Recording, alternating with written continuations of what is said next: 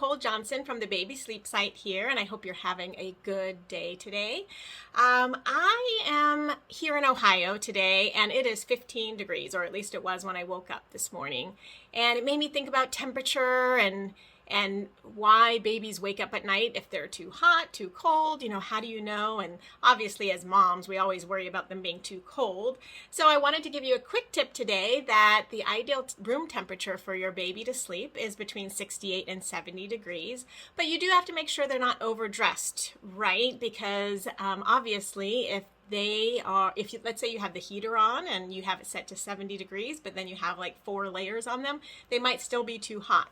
Now, also the other thing is that some people babies are people. So we'll say some people, I'm very sensitive to being too hot when I sleep. I can't wear like pants, anything on my legs or on any socks on my feet. So sometimes babies are that way too. So you do have to be careful about that as well. So keep in mind that when you go to your baby, let's say in the morning, if they are cool to the touch, that's a good sign. If they're frigid, like they have ice cubes on their fingers, that's a bit too cold. But if they're sweaty or too warm, that's usually an indication that they are probably too warm when they sleep. Now, everybody has different sensitivity levels too, so that's one other thing to consider. Some babies are pretty easygoing. They're a little too hot, little too cold, they'll probably sleep okay. Some babies are more sensitive, like my son who inspired the Baby Sleep site, and he would say that he is very sensitive. So now that he's a teenager, he has 2 fans on, but he loves having his weighted blanket on.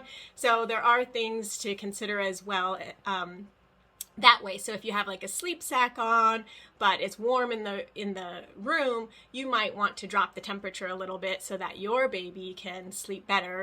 And typically our body temperature is supposed to be lower when we sleep. So that's one reason why you're not supposed to like work out before you go to bed or something like that, because you're raising your body temperature.